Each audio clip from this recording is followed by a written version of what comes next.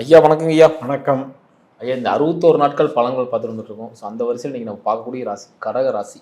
இந்த கடக ராசிக்கு இந்த கோச்சார ரீதியான பலன்கள் எப்படி இருக்குது அப்படின்னு சொல்லுங்க ஐயா. 8ஆம் இடம் 12ஆம் இடத்துல ராகு குருவில் இருக்கிற பிரச்சனை அதிகம். அதில் கொஞ்சம் ஆசுவாசப்படுத்துகிற மாதிரி ஓரளவுக்கு அந்த பிரச்சனையிலிருந்தெல்லாம் ரிலாக்ஸ் பண்ணி விடுறதுக்கு இந்த 2 மாதம் உதவுது.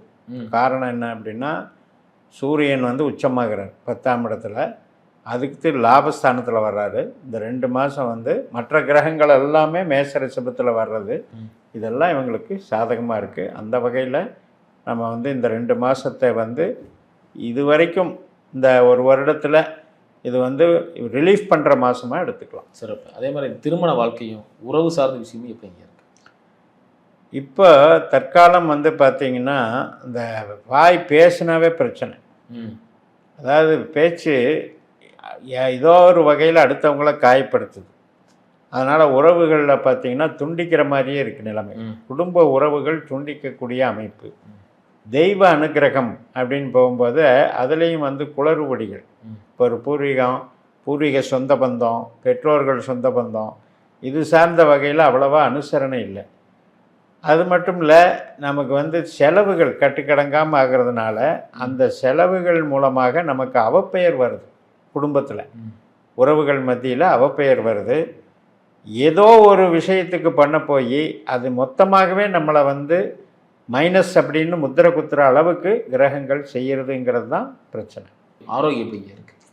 ஆரோக்கியத்துக்கு இந்த காலகட்டம் ரொம்ப ரொம்ப கேர்ஃபுல்லாக இருக்கணும்.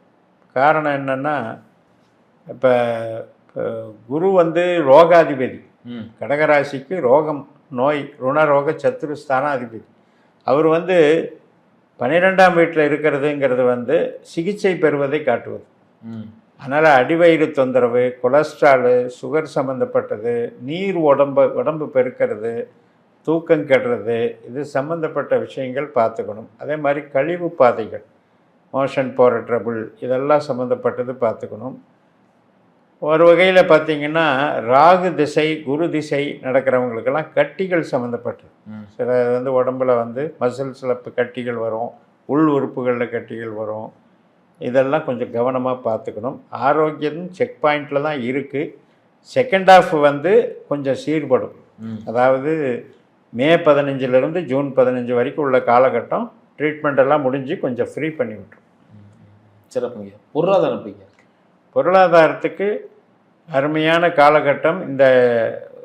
இந்த மாத கிரகங்கள் வர்றது கரெக்டாக இந்த 2 மாதமும் இவ்வளவு நாள் கஷ்டம்தான்.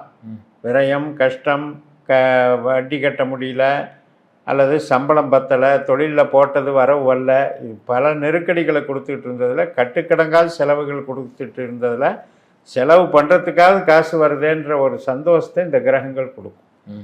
இந்த மே மாதமும் ஏப்ரல் மாதமும், ஏப்ரல் மிடிலிருந்து மே மிடில் வரைக்குமே இவங்களுக்கு அந்த ஒரு சப்போர்ட் இருக்குது. பொருளாதார சப்போர்ட் நல்லாயிருக்கும். ராகு திசை குரு திசை நடக்கிறவங்க ரொம்ப ரொம்ப கவனமாக இருக்கும். அல்லது புத்தி அந்தரம், இது எதாக இருந்தாலும் கவனமாக இருக்கணும். வாகனங்களில் பயணம் செய்கிறது, இரவு நேரங்களில் வேலை செய்கிறது, மிஷினரி கரண்ட்டில் வேலை செய்கிறவங்க, இதெல்லாம் ரொம்ப ரொம்ப கவனமாக இருக்கணும். இதுதான் திடீர் பிரச்சனைன்னு சொல்கிறது. இன்னொரு வகையில் பார்க்க போனால், சேரக்கூடியாத நபர்கள் கூட சேர்றது, அதனால் வரக்கூடிய பிரச்சனை. எப்போவுமே குருவும் ராகுவுமே ஒழுக்கத்துக்கு பிரச்சனை கொடுக்குறவங்க. அதனால் அது மாதிரியான சட்டவிரோத செயல்கள்னால் யாரையாவது நம்பி போய் அல்லது தெரியாமல் போய் அவங்களுடைய வலையில் விழுந்து அதில் கஷ்டப்படுறது, நஷ்டப்படுறது, சிறைவாசத்தை அனுபவிக்க கூட வாய்ப்பு இருக்குது. அதனால் அந்த லைனில் ராகு திசை குரு திசை நடக்கிறவங்க கவனமாக இருக்கணும். அவங்க ஜாதகத்தில் ராகு குரு 7-11 தொடர்பு இருந்தால் இந்த பிரச்சனைகள் வராமல் தவிர்த்துக்குவாங்க. அது உள்ளே போய் டெப்த்தாக பார்க்க வேண்டியது. ஜென்ரலாக இந்த இதை அதாவது ரிஸ்க் எடுக்கிற வேலைகளை செய்யக்கூடாது. அதே மாதிரி கேதுவின் பலன்கள் எப்படிங்க இருக்குது? பேசுகிறது, கையிருப்பு பணம், குடும்பத்தில் இருக்கக்கூடிய உறவுகள், ஆரோக்கியம், இது எல்லாத்துலேயுமே கேது சிக்கலை உண்டாகுது. ஏன்னா நமக்கு சுக்கிரன் நல்ல கிரகம், ஒரு வீடு உறவுகளை குறிக்கக்கூடிய கிரகம். அதே மாதிரி அன்பு பாசம் பரிமாற்றங்களை பண்ணக்கூடிய கிரகம். அந்த சுக்கிரனுடைய நட்சத்திரத்தில் தான் கேது போகிறார். அப்போ அந்த சுக்கிரனுடைய இது பூரா கட் பண்ணி விட்றார், ஸ்பாயில் பண்ணுறார். ரொம்ப ரொம்ப கவனமாக இருக்கணும். உறவுகள் பேசினாலேயே பிரச்சனை வந்துடும். நல்லா போய்கிட்டு இருந்தது திடீர்னு ஒரு நம்ம பேசுகிற வார்த்தையை வச்சு சண்டை வந்துடும். அதனால தான் பிரிவினைகள், வழக்குகள் இதெல்லாம் வருவதற்கு காரணம். எப்போவுமே குருபலன்னு சொல்லுவோம், அது இல்லை. 12ல் போயிட்டார். அப்போ சனி அப்படிங்கிறவர் வந்து அவர் சொந்த நட்சத்திரத்தில் இருக்கும்போது அட்டமாதிபதியாக வேலை செய்கிறார். 8ஆம் இடம் அப்படிங்கிறதே வந்து இறை அருளை வந்து தடை செய்வது. இப்படி எல்லாமே குளறுபடியாக இருக்கும்போது நீங்கள் கொஞ்சம் பொறுமையாக தான் போகும். உறவுகளில் விட்டு கொடுத்து போகும். அதே மாதிரி பார்த்தீங்கன்னா இந்த கடன் சார்ந்த விஷயத்துலேருந்து வெளியே வர முடியுங்களா? கடன் வந்து அப்படியே மூவ் ஆகிக்கிட்டே இருக்கும். ஒரு பக்கம் கிடைக்குது, இன்னொரு பக்கம் கொடுக்குறோம், செட்டில் பண்ணுறோம், இப்படியே மூவ் ஆகிட்டே இருக்குது. இந்த காலகட்டத்தில் கடன் வந்து சரியான வகையில் வட்டி கட்டுறது, இந்த விஷயங்கள் நடக்கும். அதுக்கே சிரமப்பட்டதெல்லாம் இப்போ கொஞ்சம் ரிலீஸ் ஆகி கொடுக்கும். இந்த 2 மாதத்தில் தொழில் நல்லா இருக்கும்.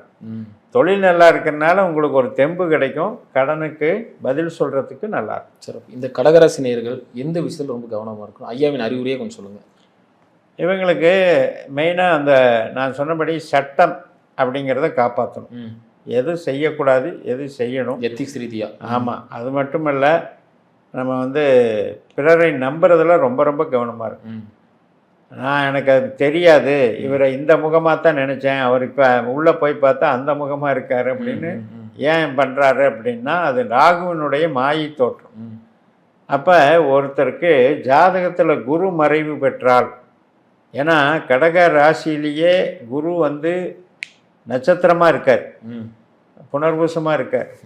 அப்படிப்பட்ட பலம் பெற்ற குரு, பாக்யாதிபதினு சொல்லக்கூடிய குரு பகையில், மிதுனத்தில் பகையில் இருக்கும்போது, சொந்த நட்சத்திரத்தில் வேறு இருக்கும்போது, வலிமையாக இருக்கும்போது, எப்படி பார்த்து நம்ம கஷ்டப்பட்டு நம்ம ஒழுக்கமாக இருக்கணுமோ ஒழிய கொஞ்சம் அசால்ட்டாக இருந்தால் கூட அவப்பெயர் சம்பாதிக்கிற காரியம் வந்துடும். அதாவது அது காலத்துக்கும் முத்திரையாயிரும். இவர் வந்து சரியில்லை, நல்ல மனிதர் இல்லை அப்படின்ற ஒரு பிம்பத்தை உருவாக்கிடும். அதுக்கு கூட இருக்கிறது ராகுவும் துணை செய்வார். அதனால் அதில் மட்டும் ஜாக்கிரதையாக இருந்தால் போதும். தொழில் பிரச்சனை பயப்பட வேண்டியதில்லை. மெயினாக டிசிப்ளின், அதை மட்டும் காப்பாற்றிக்கிட்டு நம்ம ரொட்டீன் ஒர்க்கை மட்டும் பார்த்துட்டு புதுசாக இறங்கக்கூடிய விஷயங்கள்லையும், புது நபர்கள் தொடர்புடைய, உறவுகள் தொடர்புடைய விஷயங்கள்லையும் தள்ளி நிற்கிறது நல்லது. சிறப்புங்க, மருத்துவம் சொன்னீங்க. மீண்டும் அடுத்த காலம் சந்திக்கலாம். நன்றி.